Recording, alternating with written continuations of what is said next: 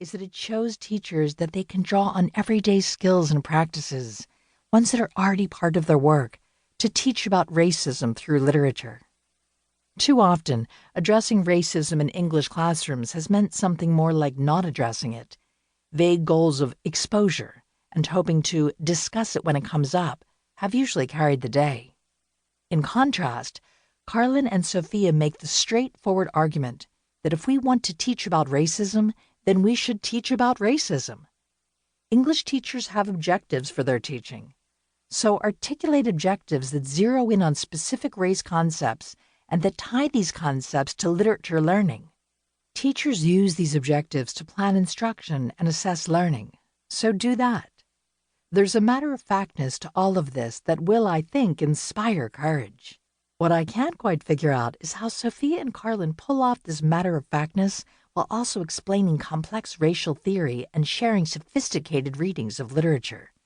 That's some very good writing here. In other words, the magic of Carlin and Sophia's book is that it makes clear that there is no magic required for teaching about racism with literature in white schools. What's required is a desire for something better and a lot of hard, smart work. Timothy J. Lensmeyer. Chapter 1. Teaching about racism through literature in white schools. The dreamers will have to learn to struggle themselves, to understand that the field for the dream, the stage where they have painted themselves white, is the deathbed of us all. Ta-Nehisi Coates, Between the World and Me. Right from the start, we want to acknowledge that what has driven our work on teaching about race and racism via literary study has been our long-standing awareness that as white English teachers, we were not doing a good enough job addressing race and racism with our own students. This is a difficult admission. We are both teacher-educators, earning our livelihood preparing English teachers. Our jobs and the success of the teachers whom we instruct depend, at least in part, on our expertise in a range of methods and theories surrounding the teaching of English. Long before we began teaching and studying English education, we both were very committed to social equity issues, especially those focused on race. And yet, for a long time, we struggled to address race and racism effectively in our own classrooms.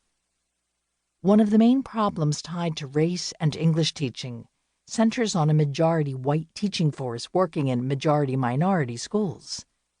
As a result, the field has paid a lot of attention to shifting the perspectives of white teachers to work equitably with youth of color, an effort that includes preparing teachers to employ culturally sustaining pedagogies.